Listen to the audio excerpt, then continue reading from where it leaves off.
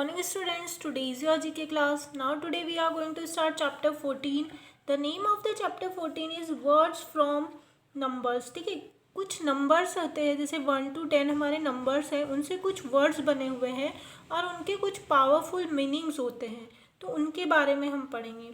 Some words are powerful tool to express thoughts, ideas, feelings, etc. ठीक है, कुछ numbers ऐसे होते हैं जिनको जोड़कर बनाया गया है और जो थॉट्स मतलब कि विचार, आइडियाज़ और फीलिंग्स को शो करते हैं. The English language is a global language. जो हमारी इंग्लिश लैंग्वेज है वो एक ग्लोबल लैंग्वेज है. It has been flexible enough to accept word from other languages also. क्योंकि ये क्या है, बहुत ही फ्लेक्सिबल है, ये दूसरी लैंग्वेज से भी क्या करती है, वर्ड ले लेती है और अपना काम चलाती है. मतलब कि मैथ्स से इसने वर्ड्स लिए हैं और यहाँ पर ये कुछ वर्ड्स बने हुए हैं जिनका कुछ अपना ही एक अलग मीनिंग निकलता है. Given below are some description where the mathematical numbers are use. ठीक है, यहाँ पर कुछ डिस्क्रिप्शन दिया है, सेंटेंस दिए हैं जिनका जो मीनिंग होता है उसमें मैथमेटिकल मतलब मैथ्स के नंबर्स का यूज़ किया है. Recognise them and write in given blank space use the help box. ठीक है, साथ में हेल्प बॉक्स दिया है आपको और यहाँ पर स्पेस दी हुई है, तो यहाँ पर हमको आंसर्स लिखने हैं. फर्स्ट है interrogation by police using torture to extort information. ठीक है, पुलिस मतलब जो पुलिस होती है उसको पुलिस नहीं कहते, पुलिस कहते हैं. तो जो पुलिस है वो क्या करती है, किसी भी मुजरिम से उसका गुनाह कबूल कराने के लिए उस पर एक जो टॉर्चर होता है उसका यूज़ करती है. उस टॉर्चर को क्या कहते हैं, उसको कहते हैं थर्ड डिग्री. ठीक है, वो थर्ड डिग्री का यूज़ करती है. तो इसमें देखिए यहाँ पर थर्ड का मतलब तीसरे नंबर का यूज़ किया है उसका नाम रखने के लिए, उस सज़ा का नाम रखने के लिए. तो उसको कहा जाता है थर्ड डिग्री. मतलब थर्ड डिग्री का यूज़ करके वह किसी भी मुजरिम से, किसी भी गुनहगार से उसका गुनाह कबूल करवाती है.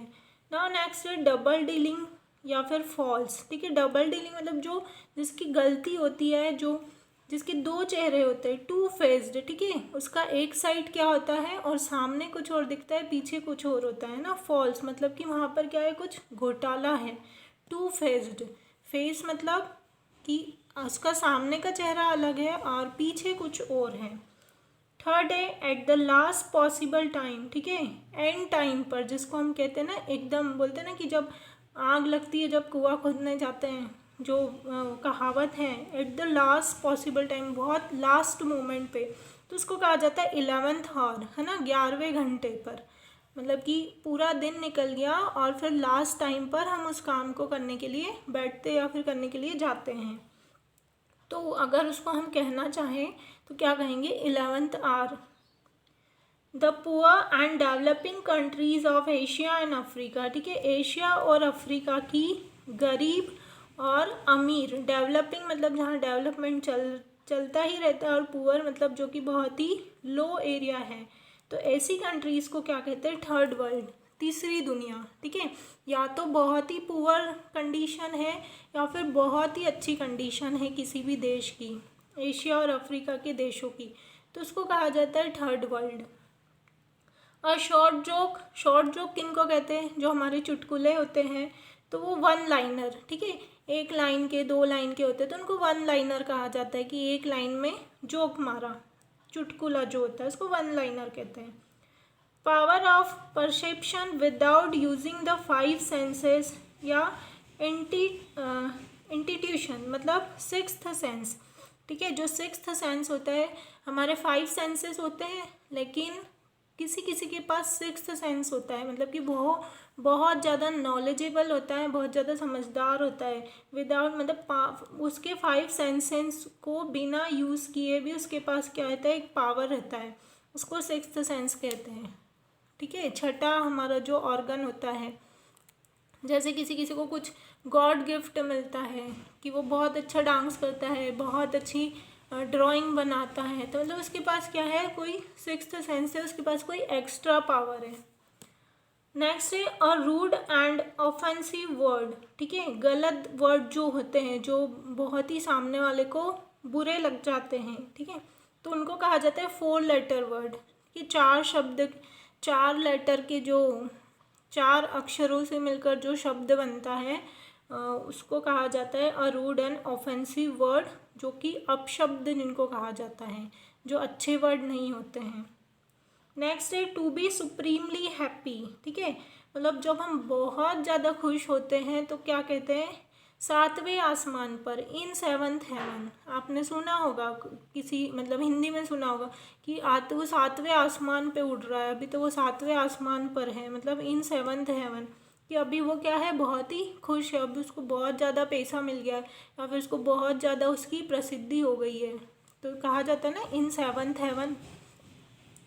Wife of the chief executive of a state, ठीक है, राज्य का जो चीफ मुख्य होता है उसकी वाइफ होना, तो वो कहाँ क्या हो कहते हैं उसको, फर्स्ट लेडी, ठीक है, कहते हैं ना ये तो कलेक्टर की वाइफ है, ठीक है, स्टेट ऑफ चीफ एग्जीक्यूटिव।